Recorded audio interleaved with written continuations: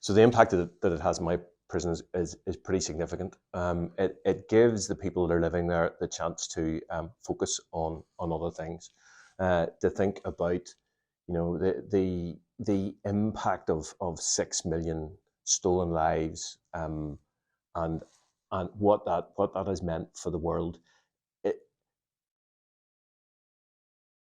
Without wishing to be critical, but the people that I look after can tend to be very selfish, can tend to be very much what's in it for me. So the likes of HMD and marking that day and thinking about, what happened in the Holocaust in Bosnia and Rwanda and Darfur, makes people look bigger, makes them think beyond themselves, makes them think about much bigger social issues than just the things that affect them at that given time. So in Magilligan, we run an in-reach project where the guys that live in Magilligan run an exhibition that we call Empty Spaces, which focuses on the events of the Holocaust. So far, we've had about 1,000 school children come into the jail and go through that, and we've had close on 31 guys that have facilitated that.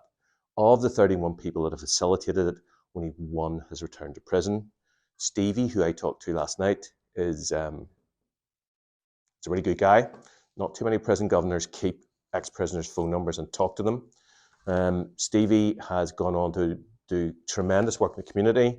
He exhibits in the South Bank, and that comes from his involvement with HMDT and doing the artwork in the project. Other guys have gone back out and are successfully engaging with community-based programs, still return to the jail to help facilitate some of the stuff.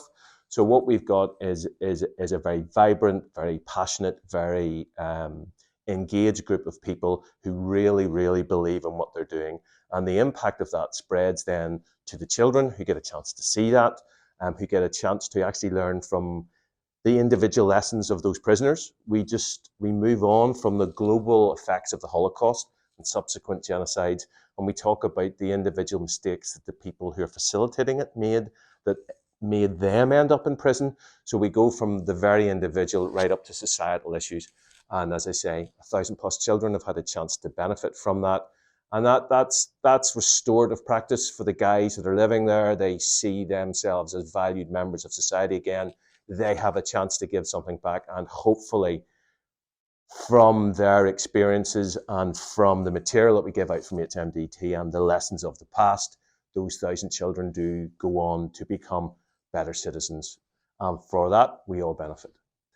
Those people that have become involved are starting to think in larger terms, not just about themselves, but about society, about their place in society, about their role in society, how maybe they've damaged it, how can they go on to do things differently and repair that damage. They do that journey, but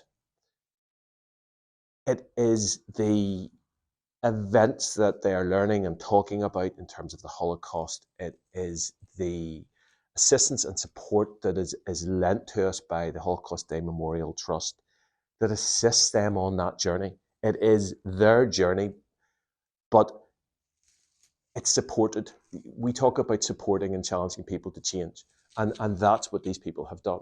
I mean, I mentioned earlier on about Stevie. I mean, Stevie exhibits now in the South Bank. He is a subject of a BBC documentary coming up about how his involvement with the Holocaust Project actively changed the way he thought about himself. I spoke to Stevie last night. He said to me, make sure you tell them when you're over about the effect that it had on my life and Jimmy's life, who successfully reintegrated and is living back in the Republic. And he said, if it hadn't been for the Holocaust Day Memorial Trust and the stuff that we did in Magilligan, I'd probably be dead, lying in the gutter of an overdose.